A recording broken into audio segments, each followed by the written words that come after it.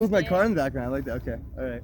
Oh, I think it's gonna make us do it this way. Sorry. Okay. So hello. So you'll see people will start coming in, and then a lot of people will come in later Great. after we post it. So we usually wait like about a minute to let people come in just to see, just so.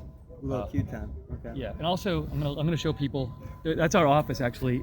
Our office is in that building. Hey, that's our building. Oh, I shouldn't have shown that. Well, actually, but it's gonna be public knowledge, I think. So, anyways. Don't come and hurt us. What? So don't come and hurt us. They can't get in.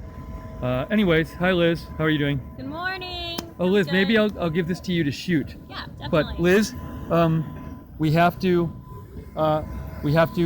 keep it like this because I did it in portrait mode. What's your name again? Steve. Steve. Yes. Okay. And Liz, because it's a little noisy, if we can get really close, you can Okay. do like when Jeff starts talking, you can focus. Okay. They'll be done cleaning the curb and stuff. Oh yeah. All right. So are you ready to start, Liz? You think? I'm ready. We have 102 people watching live wonderful. right now. So we just got here, and can we say how? Do you want to say how do we know you, or do you not want to say how we know you? No, please. Oh, yeah. so we took an Uber to our office this morning, and we had a very awesome Uber driver who told us he had just got his inauguration ticket, which was interesting in itself. And also he told us he was going to the inauguration even though he didn't vote for Trump, which I thought was really cool and also really interesting. So we wanted to ask him about it. So this is Jeff Davis.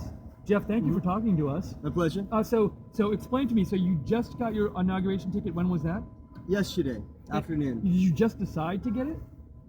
I decided 2 months ago to try, and the lottery system didn't work for me, so I went through other means. Oh, we won't ask you about the specific other means. That's good. Okay, so we will not ask about that. So Jeff, I asked you when we were in the car. We said you said who do you support, and you said somebody besides Trump. So who did you vote for in the election? You know, I decided to write in Rand Paul. That's who I supported his father, and I think a lot of us, definitely from the West too, enjoy Rand Paul's views. And you're from where? San Diego, California. Now, America's finest. Now, why, if you're a Trump supporter, if you didn't vote for Trump, you still really want to go to this inauguration? So could you explain like why you want to go? What does it mean to you to go, and that kind of thing? You know, I have never been to an inauguration, and I just think that it's an important part of the American experience. And as a political scientist, I think that's also a unique perspective to gain. And I'm just pretty excited about that, to see everybody come on the National Mall. So. Somebody commented and said Ron Paul forever.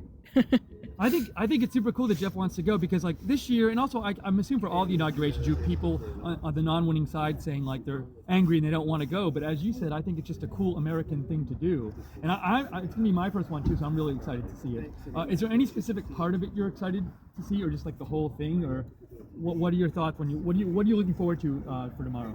I would love to attend all the events, but even if it's just this one, to see people out there, rain, snow, shine, who knows what we'll get, it's DC, to see people that enthusiastic. But also people protesting, there will be protests, and that's also part of the American experience. So just to be right in the middle of that is what I want. See, it sounds like you really you feel like it just makes you feel like an American. It's like a big part of America to be about this event, and you're gonna absorb yourself in America tomorrow, which sounds super cool. Any other thoughts on as someone who I'm very interested as not somebody who didn't vote for Trump?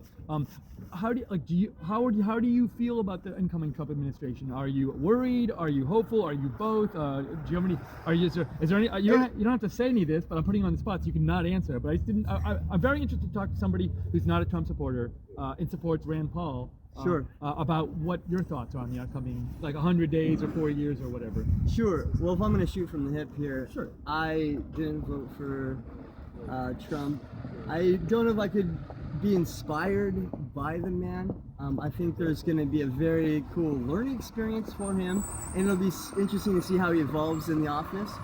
But I was a little bit energized by his win. So I think it'll be good time for American business and private sector. But and we'll see for the rest. So this is a really cool perspective because you're saying you didn't vote for him and there were things you didn't like about him, but yet now that he's elected, you said you were energized and there's some things you're very optimistic about. So it sounds like you're open. That it could work out good for the country. It seems like you think, and you're sort of like a wait and see attitude. Is that a fair way of saying it? Yeah, somebody that can evolve into the position and not necessarily come in with sort of an agenda that some of us Americans feel was or has been oppressive for not just business but also just in our day-to-day lives. So you know, a lot of people iterated the issue that DC is become too big, too powerful, and I think that this will be an interesting time where Trump has to sort of follow up on some of his campaign promises. Well, it gives me hope to see someone who didn't vote for Trump but is willing to give him a chance. And like, to me, whoever wins in an election, the important thing is for everybody to try to come together after. And people will disagree on stuff, but if they can all try to work together, as corny as that sounds, I think that's the best thing. Anything else you want to say to maybe people in San Diego watching right now? You want to say anything to them? Because there very well might be. I mean, you know, San Diego is America's finest, and you know. Now all the other cities are really mad watching this. They were on board with you before, and well, Jeff. I hope that it's a safe time and that people can be respectful to this place that's standed thus far through many controversial times. So. Well, Jeff, thank you so much for talking to us. And also, Jeff took time out of his work day to do this for us, so we really appreciate it. And we hope you have an awesome time at the inauguration. I think it's so cool you're going. Especially, it's cool you're going in general, but it's especially cool you're going even though the person you voted for didn't win. So I hope all of your inauguration dreams come true, and it's an awesome experience for you. Thank you for sharing with us. Hope to see you there. Awesome, great. Bye, Bye. everyone. Bye. They were dissing